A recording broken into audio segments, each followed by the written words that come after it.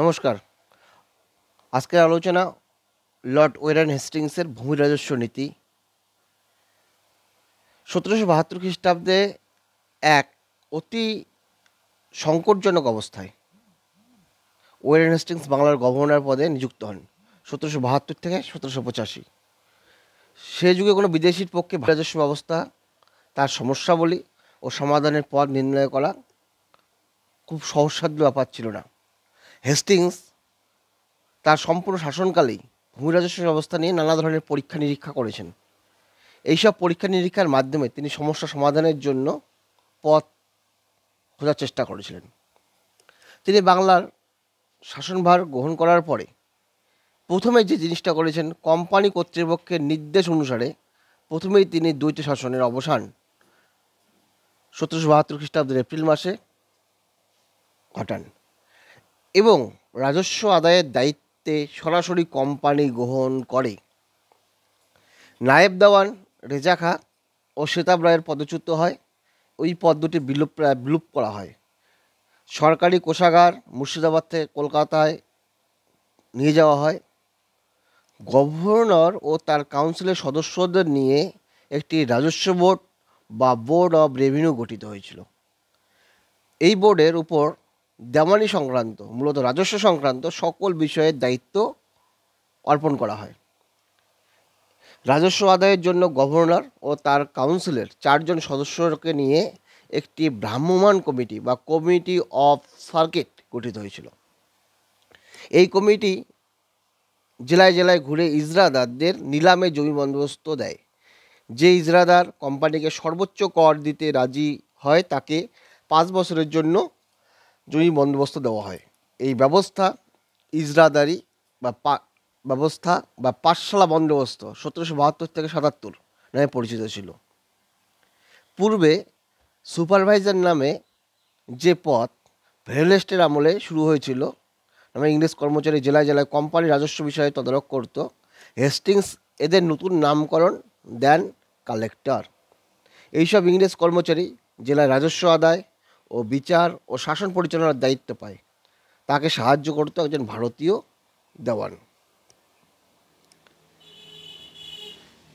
কিন্তু এই পাঠশালা বন্দোবস্তের নানা ধরনের অসুবিধা ছিল।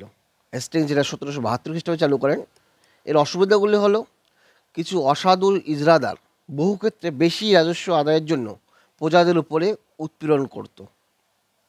2, নিলামের মাধ্যমে জমি ইজরা দেওয়ার ফলে চিরাচরিত জমিদাররা অনেকেই জমিদারচ্যুতি হন। তাদের স্থান দখল নেয় একদল ভুইফোর ইজরাদার।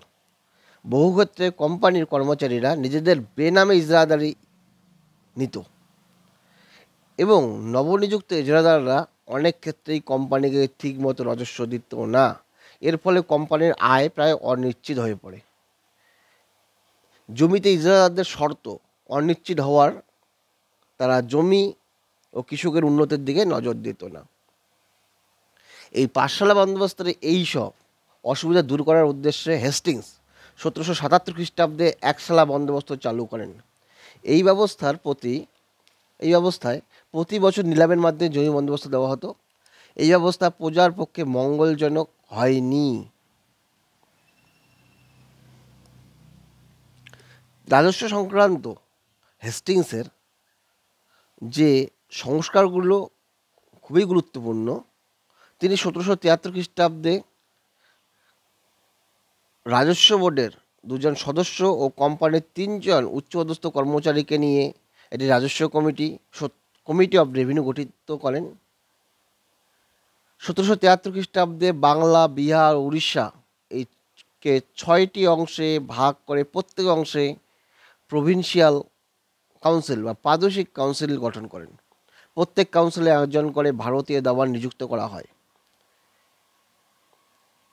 এছাড়া কালেক্টররা অত্যন্ত দুর্নীতিপরায়ণ হয়ে পড়েছিল, তাই কালেক্টর পদ তুলে দেওয়া হয়েছিল এবং 1776 খ্রিস্টাব্দে রাজস্ব সম্পর্কিত তথ্য সংগ্রহের জন্য তিনি হেস্টিংস আমিনি কমিশন গঠন করেছিলেন। এই কমিশনের সুপারিশ অনুযায়ী প্রাদেশিক কাউন্সিলগুলিও বিলোপ করে পুনরায় আবার কালেক্টর পদ চালু করে তাদের হাতে জেলা প্রশাসনের সকল দায়িত্ব অর্পণ করা হয়। হেস্টিংসের এই রাজস্ব সংক্রান্ত সংস্কারগুলো সবগুলোই সাফল্যমণ্ডিত হয়নি, তিনি পরীক্ষা নিরীক্ষা করেছিলেন। ঐতিহাসিক তারাচাঁদ বলেছেন, হেস্টিংসের রাজস্ব সংস্কার ভারতীয় গ্রামীণ অর্থনৈতিক কাঠামোর উপর চরম আঘাত হানে। ফিলিপ ফ্রান্সিস বলেন, হেস্টিংসের রাজস্ব নীতির ফলে বাংলার প্রাচীন জমিদার অধিকাংশই ধ্বংস হয়ে যায় এবং রাজস্ব আদায়ের জন্য সরকার মেধাহীন নিম্নরুচির মানুষের নিয়োগ করতে বাধ্য হয়। রমেশচন্দ্র দত্ত বলেন, বাৎসরিক বন্দোবস্ত, নিয়ত খাজনা বৃদ্ধি ও তা আদায়ের ব্যাপারে কঠোরতা প্রভৃতি কারণে বাংলার প্রায় সব বৃহৎ ও প্রাচীন জমিদার পরিবারগুলির বিপর্যয় ঘটে। এই সম্পূর্ণ আলোচনায় আমাদের যে মনে রাখতে হবে, লর্ড ওয়ারেন হেস্টিংস পাঁচশালা বন্দোবস্ত চালু করেছিলেন 1772 খ্রিস্টাব্দে এবং 1777 খ্রিস্টাব্দে তিনি একশালা বন্দোবস্ত চালু করেন এবং ভেরেলেস্টের তৈরি করা সুপারভাইজার তিনি নাম পরিবর্তন করে রাখেন কালেক্টর এবং